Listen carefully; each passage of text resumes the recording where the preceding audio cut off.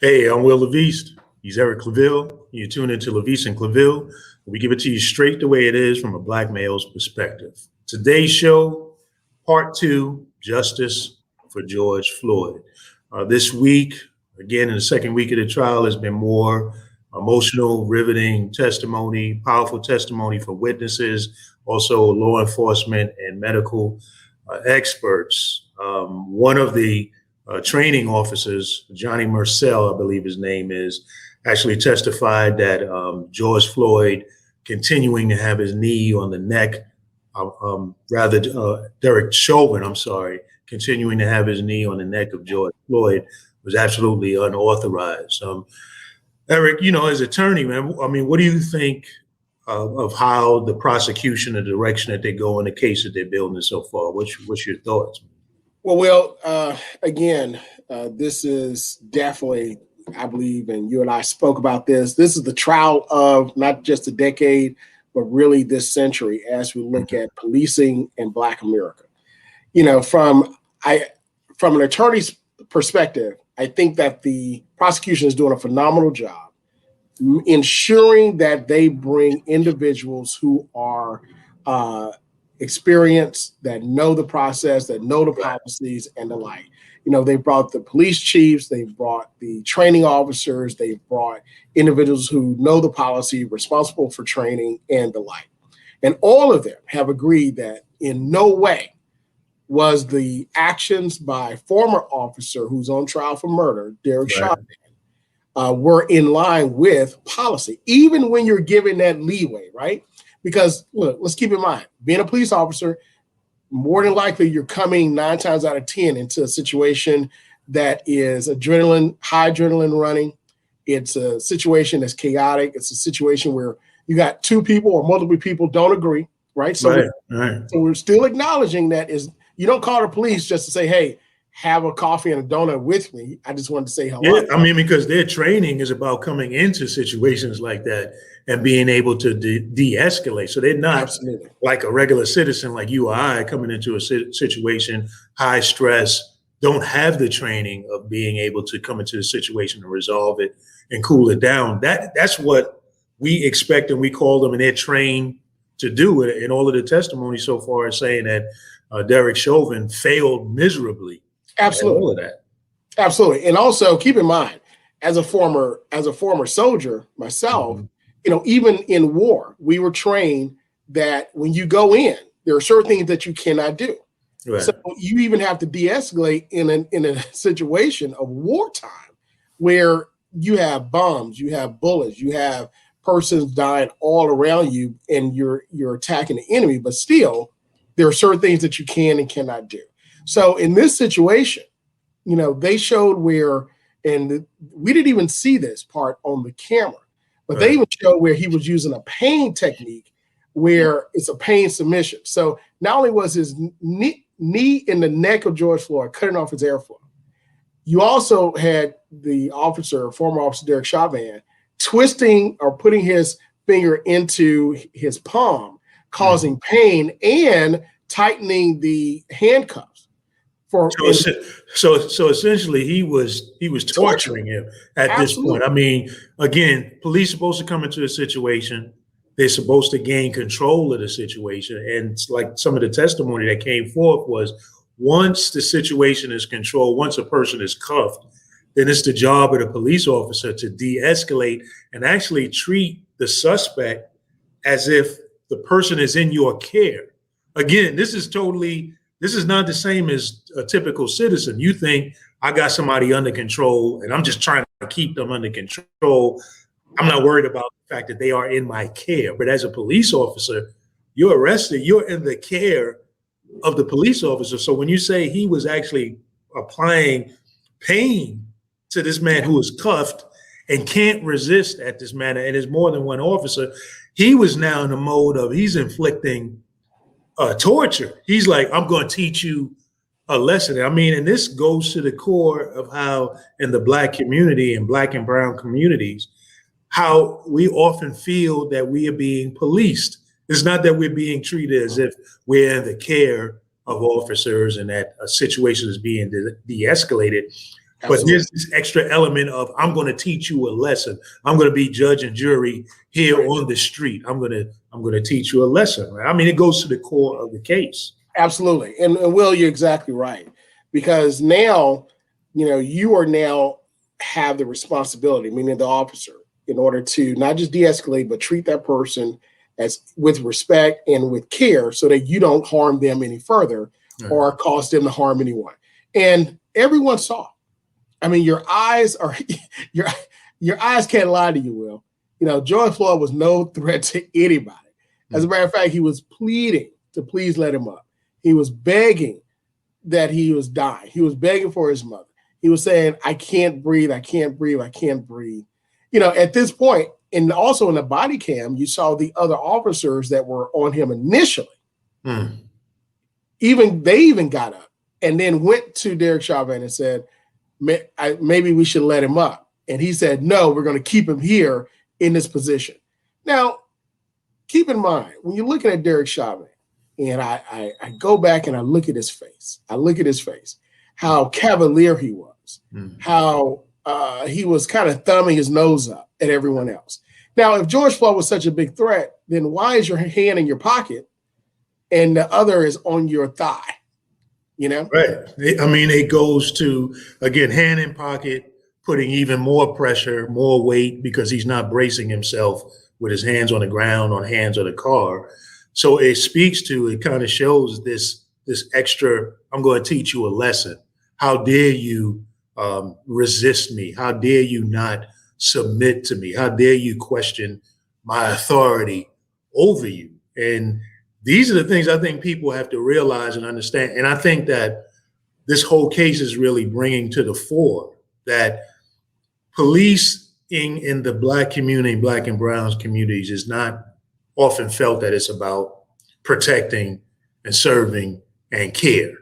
It's about teaching a lesson. It's about maintaining control. It's about keeping you down. And in this case, we see Chauvin literally keeping George Floyd down to the point of sucking the life out of him.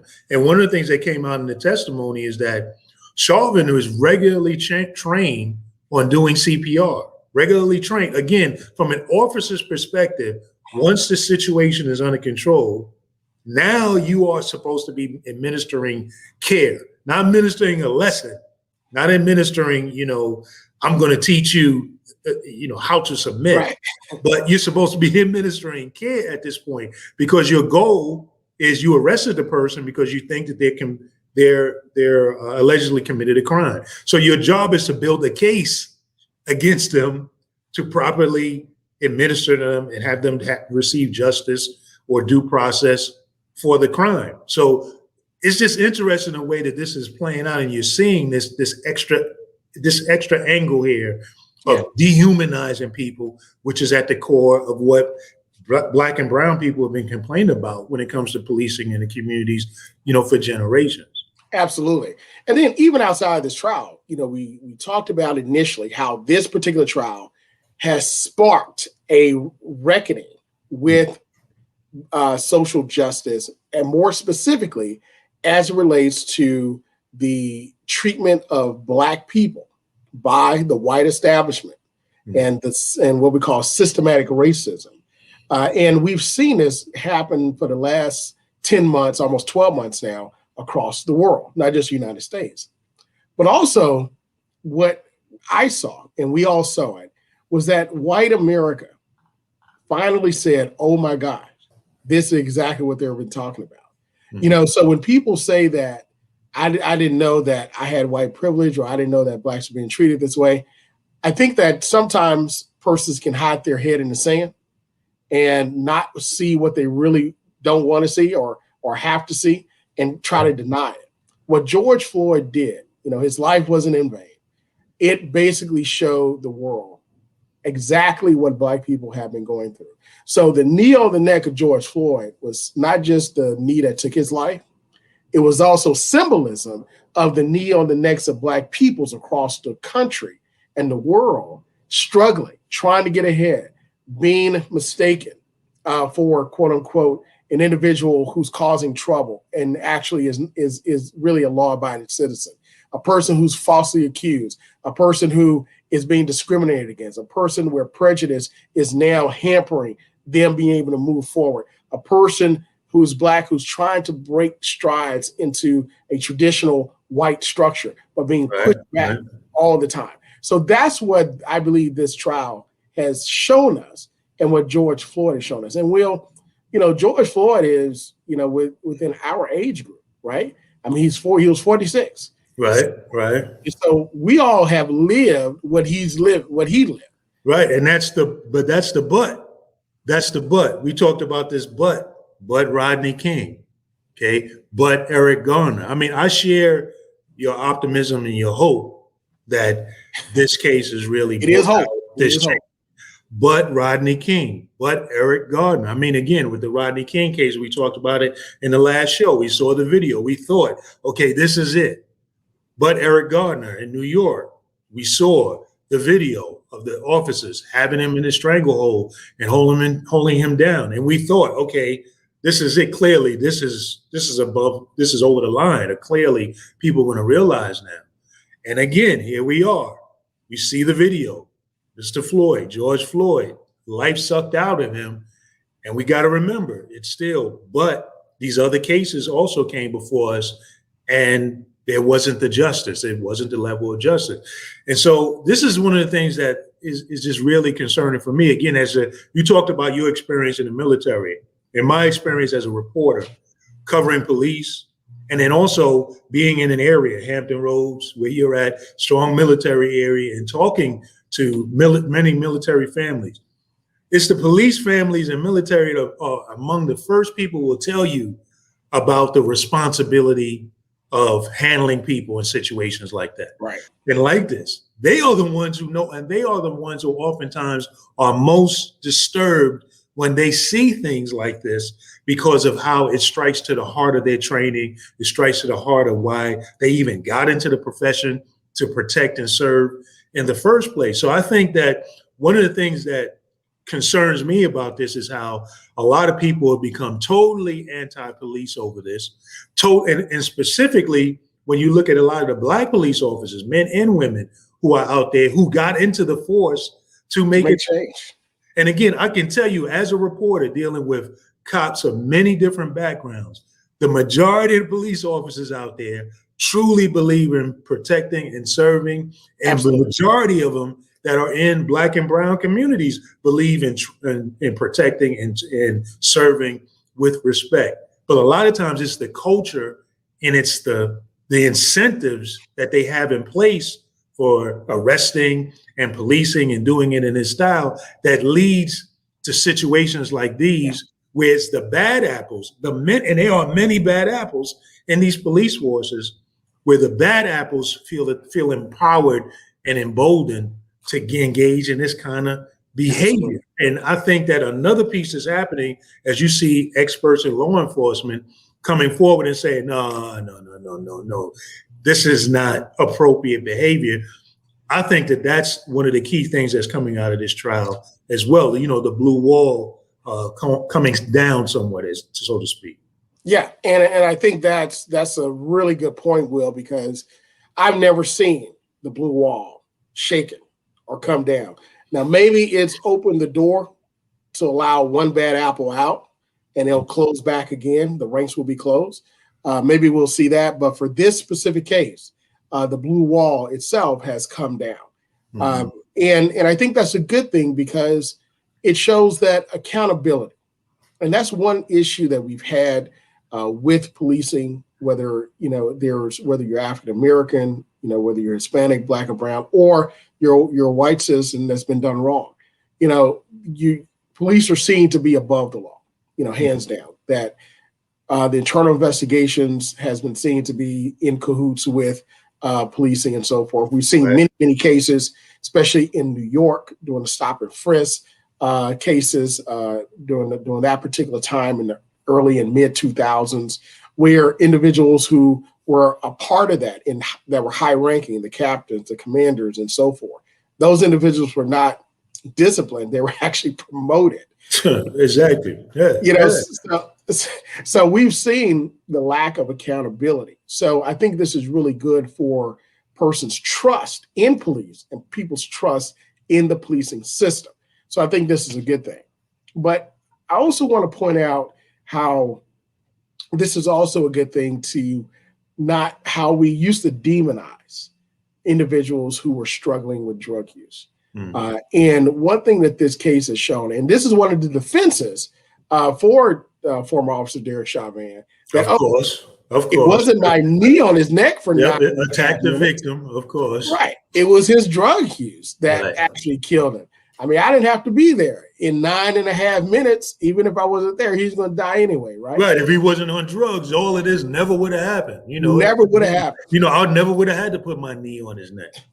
But what this trial is doing is showing that these are people who are in a life struggle, with their addictions. There are people who are operating every day.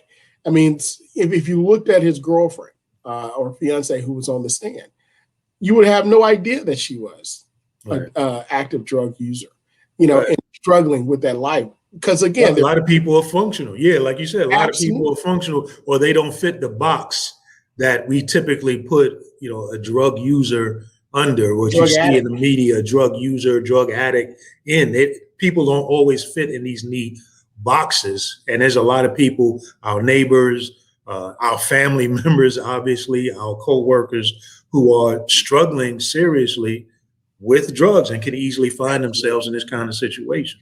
Whether it be, what we call over-the-counter drugs, or whether it be prescription drugs. We also saw this play out in majority white society with the prescription opioid abuse. Right. So now I think there's more sympathy for people who are struggling every day with this addiction. And, hopefully there'll be more policy that comes down, more help for people, more PSAs for individuals not to find alternatives to deal with their hurt, with their pain, with their struggles, with their depression, with their mental health, so they won't have to get on these drugs. But nevertheless, I think that it was a good thing that we do show this, in trial, and, unfortunately, the defense is going to try to spin it. They're going to try to spin it and say that it was his drug use. But I think that what this trial has done is given humanity and not humiliation to people who are struggling and addicting. And some win, some do not. But ultimately, they need support as well. And go ahead, finish your thing. No, I was just going to say they do need support, but we have to ensure that this just isn't a fleeting moment, but rather that this becomes a standard where we humanize people and not humiliate them in everyday life. Well, that's the challenge that I have, the cautious optimistic hope is that we've still had cases like these before, where we thought that there would be more empathy, there would be more understanding, there would actually be change. Because you're right, police officers are not equipped and often trained to deal with these kinds of issues, these kinds of drug related issues or social issues. And so they come upon situations like this, not trained for it, and throw everybody into the same box, everybody into the same group. And again, especially when it comes to Black and brown communities, it becomes so easy to just dehumanize. You're already indoctrinated into not believing that these folks are human beings worthy of respect, worthy of mutuality, of human dignity. So it becomes real easy. And then again, think and understand that police officers are emboldened legally, are the only people who have the ability to just take away your freedom. The president of the United States can't even take away your freedom. The police officer, by law, because we are a nation of laws and having to get a situation under control, has the right to take away your freedom. And so when we give people these types of authority, we've got to make sure that they are trained, that they are equipped, that they had the right mindset to be able to treat all citizens with respect. So you look at, for example, Eric Garner, the parallel between Eric Garner's case in Staten Island, New York, and George Floyd. What were they initially being stopped about? Eric Garner's being stopped about selling Loose cigarettes. loose cigarettes, maybe allegedly illegally selling loose cigarettes. Eric Garner's being stopped about allegedly passing on an illegal, a counterfeit $20 bill. George Floyd. I mean, I'm sorry. Yes, thanks. George Floyd. Please. So for these alleged crimes, these men need to lose their lives? Yeah. I mean, what are we talking about? And police are getting overly involved in these types of crimes as if police don't have better things to be more concerned about. So it makes you wonder, I mean, where is this coming from? What is this mindset that's going on that a police officer, that a situation is about a counterfeit bill or selling loose cigarettes ends up in the death of a human being under the care of police officers that are supposed to be trained Absolutely. to de-escalate situations. So it just kind of speaks to this lack of being equipped with how to manage and how to be able to deal with these types of situations. And go ahead. No, I was going to say it also deals with the perception of Black men, right? So, keep in mind, in the trial, it also showed where former officer Chauvin interaction with an elderly Black man on the sidewalk that said, "You killed that man." And he said, "Oh, he was probably on something. I had to handle him." And this is something where you see where also in Eric Garner case, you have 6 officers that are surrounding this quote unquote Black man. Yeah, we had to handle him. He was, we had to handle him. You see someone, an officer sneaking from behind and put him in a chokehold, and they take him down, and his hands are up the whole time saying, "I can't breathe, I can't breathe, I can't breathe, I can't breathe, I can't breathe." Now, you got to ask yourself, both George Floyd and Eric Garner uttered the same words before they died. "I can't breathe." What was it about George Floyd that we saw that we did not see with Eric Garner? I pondered that thought, and I in my memory, I look at those 2 images. But at the same time, we have to look at the time period in which that took place. The time period in which this took place, Eric Garner, I believe President Obama was president. Maybe there was a backlash for African-American upward mobility and reaching points of success. Of course, we also had the Trayvon Martin case that happened during that time period, Michael Brown. And maybe we had a situation where it was more about tampering down racial unrest as opposed to really dealing with it the way that it should. During this time period, we had 4 years of Donald Trump that was chaotic. I mean, keep in mind, anything during that time period went. If it could go, it did. So I think America was more apt to protest, more apt to speak out against injustices, because we saw injustices every single day from the highest office in the land, from white actors, from the Unite the Right here in Charlottesville, to attempted kidnapping of elected officials by individuals in various states. Michigan, they wanted to do kidnapping in Virginia and other places. I think that the time period said, you know what, we can't take any more of this. And I think that was the galvanizing effect, which helped to bring this issue to the forefront. So I guess it goes to timing is everything. Well, I don't know. I see what you're saying about the time period, but I also think that, again, these incidences keep coming up in each decade. I mean, I remember Amadou Diallo, I believe that was in the 80s or the 90s in New York, when, I was in New York, and he's being, sodomized by police officers. I mean, and it was a major case, and it was a major uproar. It was a major level of protest. Al Sharpton and other activists were very deeply involved in getting, justice for that family. So I just think that this is just a systemic problem, issue in America. And that I think that the issue of timing, you're correct, has been important here, because the kind of eruption that happened over the summer with blacks and whites and brown people and people of all backgrounds, and then spreading across the globe, has raised this consciousness of this issue of dehumanizing Black people, period, is a worldwide global problem. And I think that, so to that extent I think timing is very important, but I think that we've got to remember that these incidences, these tragedies have continued to happen decade after decade, after decade. And there has to be something done about the culture of policing, because I think that is much of where these particular confrontations that happen with police are coming from. The culture,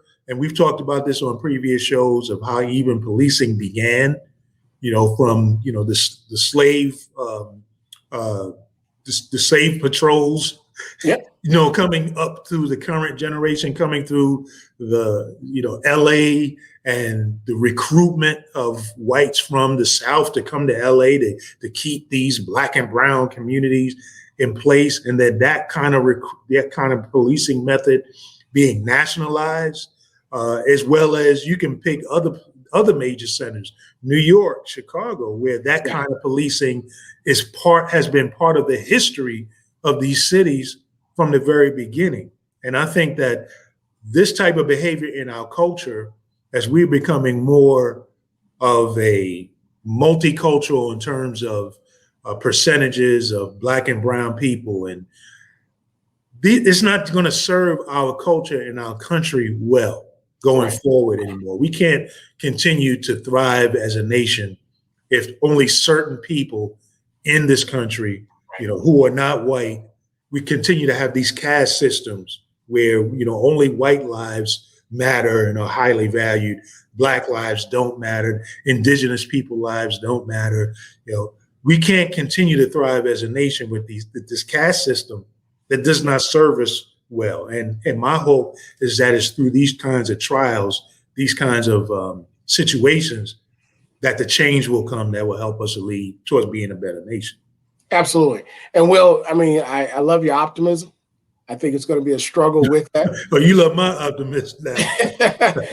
I still see that as being a standard that's going to be fought against, because when you live with a certain standard for almost a millennium, we're not talking about a few weeks, a few days, a few months, a few years. We're talking about almost 1,000 years. This has been the standard. So it's not going to go away overnight. You're not going to pass a piece of public policy and it happens. But I think it begins with education. You mentioned Native people. What European colonialism did to the world. And I started to look at this, and I haven't seen any research written on it, but I think it should be, how European colonialism really changed the world. Keep in mind, European colonialism touched every single country except mainland China. It basically ravaged, destroyed Native peoples. European nations took over countries, lands, and still to this day, when we talk about the passing of Prince Philip, the husband of Queen Elizabeth II, his lands and inheritance goes back to 1399. Because he was in line to be Prince of Greece and also Denmark because of his father. So royalty married royalty, but their lands went all the way back, almost 800 years. So somebody's going to get that. But how did it happen, right? So, I believe that this is something that's going to happen. It starts with education. And you mentioned, you forgot to mention one of the most important figures in modern day policing, and that's August Vollmer. From New Orleans, born in 1876, first police chief of Berkeley, California, died in 1955 in Berkeley, California. He actually wrote the book on modern policing and really helped to create the field of criminal justice. And in that will, he stated, he found in his different tests that you could, against people who were poor, people who were not white, people who were immigrants, and people who didn't have access, you can go harder on them in interrogation and pretty much skate the rules a bit to get the job accomplished. But you couldn't do that with individuals who were white in society and also had access and basically had resources. So even in this particular creation of criminal justice and policing, in our academies, which was taught for years. August Vollmer is a figure in criminal justice. That's where, we start that when we create these police departments. But it begins with education. So when you think about what we need to do, we need to connect the dots between, the racism, the policies, and then how it plays out in very specific cases. Absolutely. Like what we've seen happen with George Floyd, that they're not things that are just divorced from each other, right, or something that just happened so many years ago. It's not relevant now, but it's all part of systemic racism and how Absolutely. We've gotten to where we are now. So as you wrap up, take us home. Take us home, Eric. Yeah. So again, we're covering this justice for George Floyd. We're going to continue talking about this issue as the trial continues. So we'll be back again in the next segment talking about this issue and following every bit of it. Thank you again for listening to LaVeist And ClaVille. Follow us on our social media, like and share on Facebook, of course, our YouTube channel. And to us, that's the way it is. We'll see you next time.